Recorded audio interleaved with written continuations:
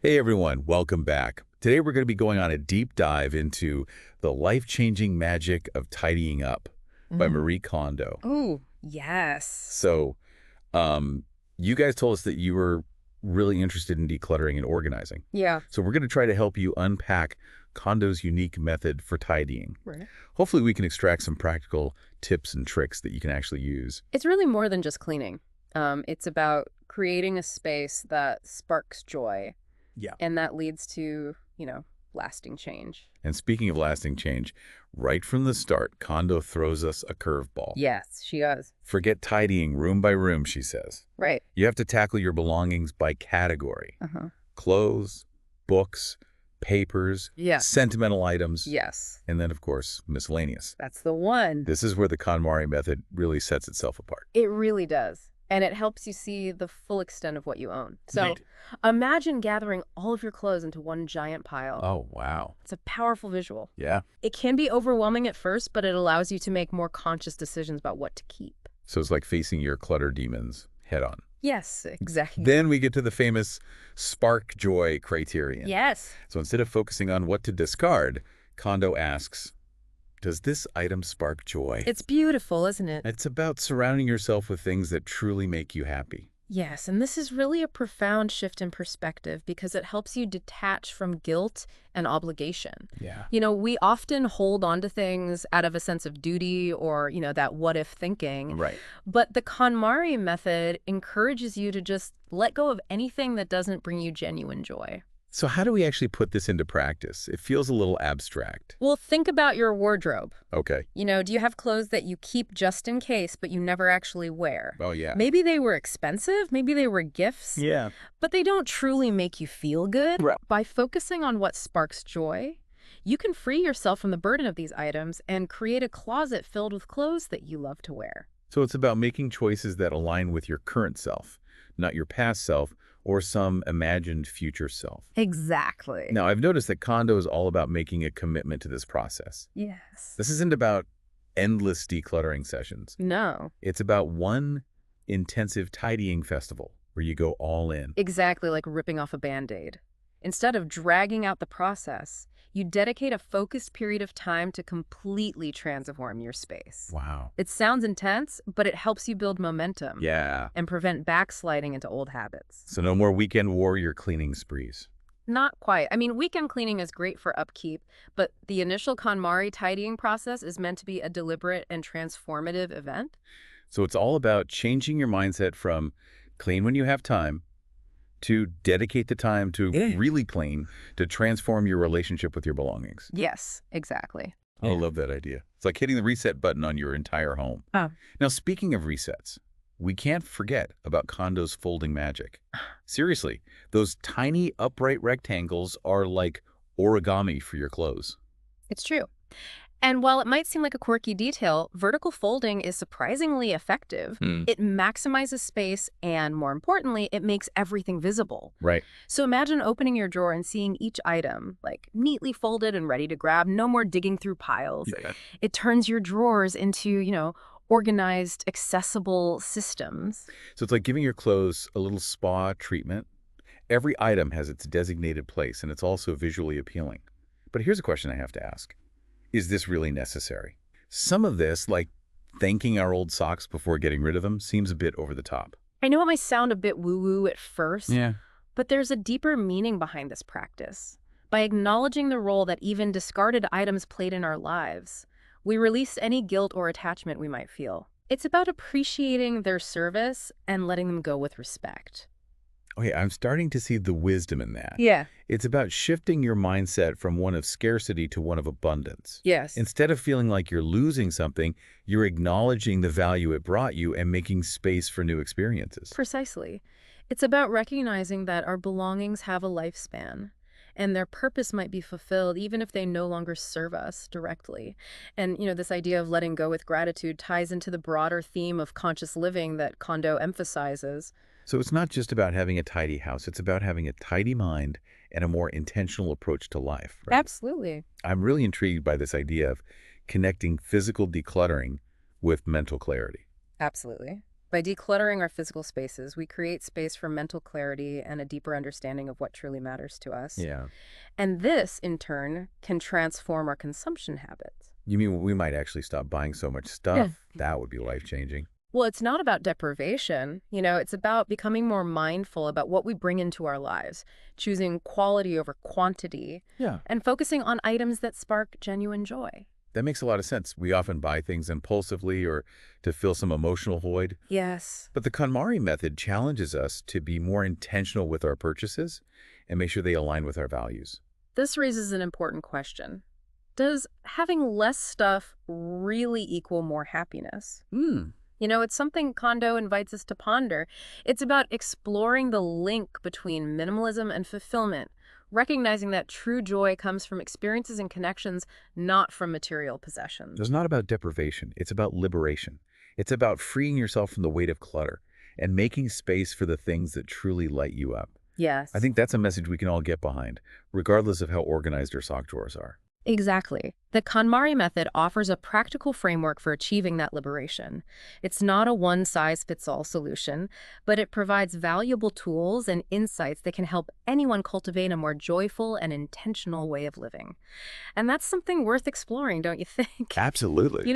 So far we've talked about the what of the KonMari method, the categories, the sparking joy, but let's get into the why. Why does this approach work on such a deep level? That's a great question. I've definitely felt drawn to this method, but I haven't fully grasped why it resonates so strongly with so many people. Well, one key reason is that it really addresses the emotional aspect of tidying. We often hold on to things for sentimental reasons or because of guilt, fear of waste. Yeah, but what if I need it someday? Yeah, Is Drum. exactly. And the KonMari method helps us confront those feelings head on and make, conscious decisions based on what truly brings us joy. It's about letting go of the past and embracing the present. So it's almost like a form of therapy. Yeah, in a way, yes. It's about creating a harmonious relationship with our belongings and by extension with ourselves. That's a powerful idea. Now, I've heard some people criticize the KonMari method for being too rigid or unrealistic. What do you say to those critics? Well, it's important to remember that the KonMari method is a framework, not a set of strict rules. It's meant to be adapted to your individual needs and lifestyle. The key is to focus on the underlying principles of choosing joy and creating a space that reflects who you are. So it's not about achieving some picture-perfect ideal. It's about creating a space that feels right for you. Exactly. It's about understanding what truly sparks joy for you and letting go of anything that doesn't serve that purpose. And it's also important to remember that tidying is an ongoing process, not a one-time event. So even after the initial tidying festival, you still need to maintain some level of order. Yes. But maintaining order becomes much easier once you've decluttered and organized your belongings using the KonMari method because you've established a clear system and made conscious decisions about what to keep. It's like laying a solid foundation, and then you just have to do a little bit of upkeep to keep things running smoothly. Precisely. And remember, the goal is not to live in a sterile, minimalist environment unless that truly sparks joy for you. It's about creating a space that feels comfortable and inviting, where you can relax and recharge. I think that's what I appreciate most about the KonMari method. It's not about deprivation. It's about creating a space that supports your well-being and brings you joy. And that's why it resonates with so many people. It's a holistic approach that addresses both the physical and emotional aspects of our relationship with our belongings. It's about more than just getting rid of stuff. It's about creating a life that is more aligned with our values and aspirations. Exactly. It's about living with intention and purpose.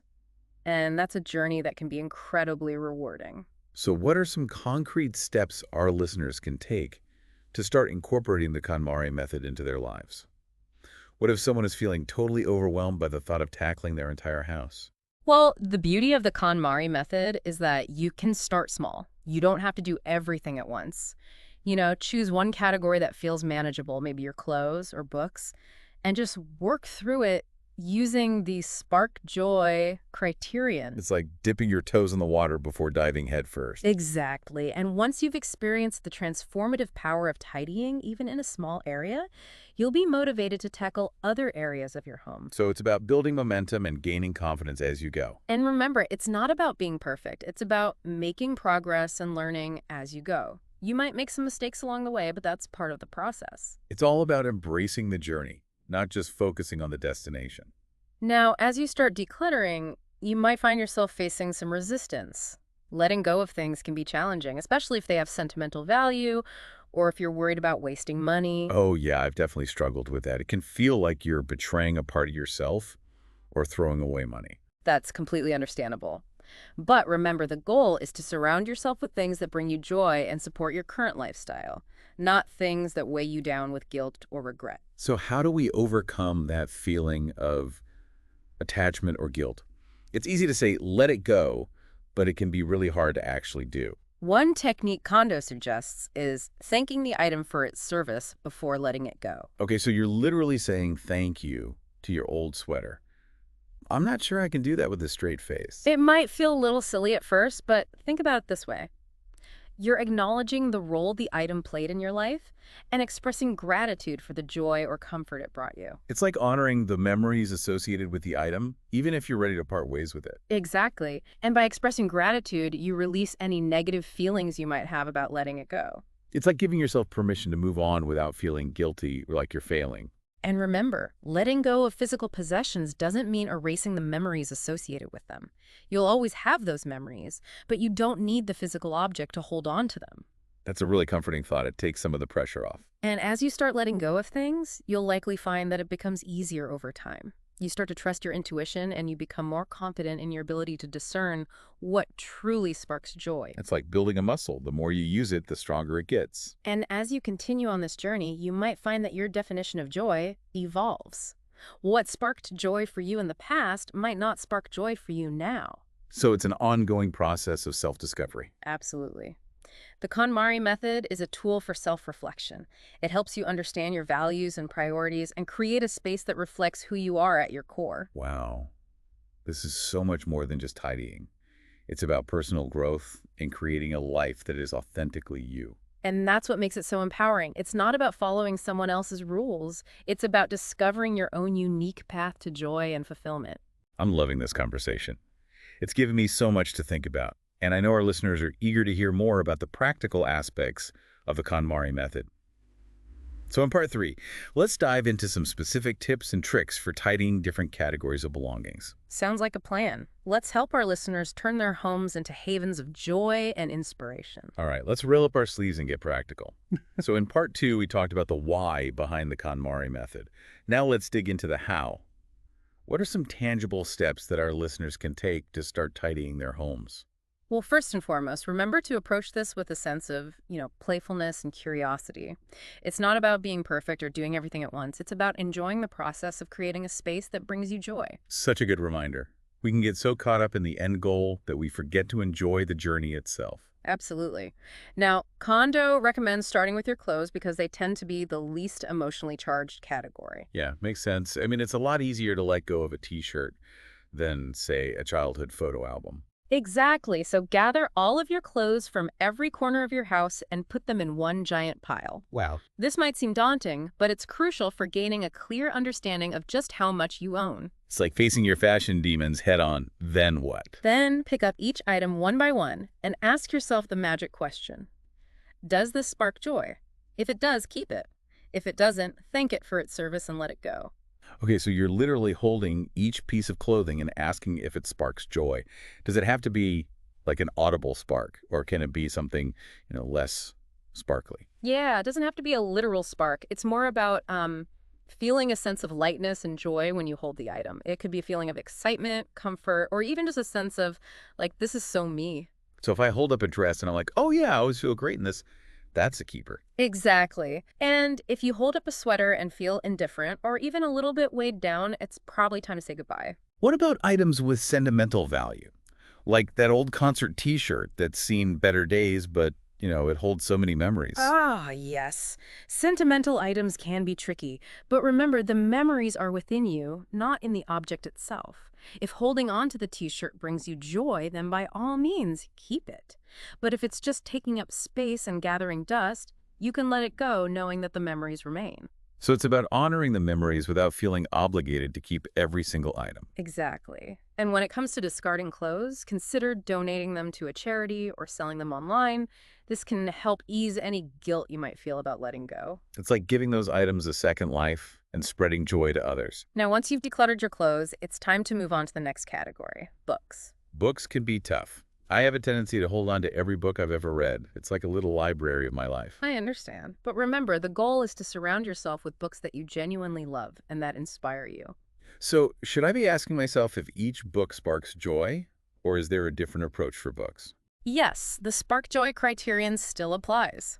But with books, you can also ask yourself, like, if you see yourself reading it again in the future, or if it holds valuable information that you refer to regularly. So those textbooks from college that I haven't opened in years, those are probably safe to let go of. Yeah, unless you're planning on pursuing like a second degree in that subject, it's probably safe to say goodbye. Okay, good to know. What about papers? That's a category I tend to avoid altogether. It's just like a mountain of clutter. Papers can be overwhelming, but Kondo has a simple system for tackling them.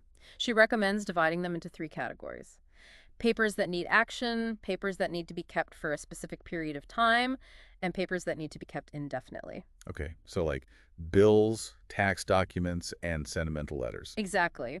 Once you've sorted your papers, create a designated filing system that works for you. It could be physical files, folders, or even a digital system. The key is to have a system in place so that papers don't end up scattered all over the place. And when it comes to sentimental items like photos and letters, Kondo recommends treating them with extra care. So no tossing those into the donate pile. Definitely not. Sentimental items hold a special place in our hearts and should be handled with respect. Kondo suggests finding a designated space for these items where you can revisit them and cherish the memories they hold. So it's like creating a little museum of your life. In a way, yes. It's about curating a collection of items that spark joy and tell the story of your life. And finally, we have the miscellaneous category, which I imagine can be a real catch-all. Yeah, the miscellaneous category includes everything that doesn't fit into the other categories: kitchen supplies, electronics, toiletries, etc. The same principles apply. Keep only what sparks joy, and find a designated place for everything. So if that old blender I never use doesn't bring me joy, it's time to say goodbye. Exactly. And remember, it's not about deprivation. It's about creating a space that supports your current lifestyle and brings you a sense of peace and order. I love that. It's about making conscious choices that align with your values and aspirations. And as you go through this process of tidying, you might find that it sparks a deeper sense of self-awareness. You might start to notice patterns in your consumption habits, or you might discover new passions and interests. So it's not just about having a tidy home. It's about creating a life that is more aligned with who you are. Exactly. The KonMari method is a journey of self-discovery. It's about creating a space that reflects your unique personality and brings you joy in every aspect of your life. Wow, we've covered so much ground today. From the philosophical underpinnings of the KonMari method to practical tips for tidying different categories of belongings, I feel like we've really unpacked the essence of this transformative approach. Yeah. And remember, the most important takeaway is to approach this with a sense of joy and curiosity. It's not about being perfect, it's about enjoying the process of creating a space that truly feels like home. And don't forget to thank your belongings for their service, even the ones you're letting go of. It's a small act of gratitude that can make a big difference. Absolutely. So go forth and tidy with joy. And we'd love to hear about your experiences. Share your tidying triumphs, your aha moments, and maybe even a few before and after photos of your beautifully organized spaces. Happy tidying, everyone, and until next time, keep diving deep.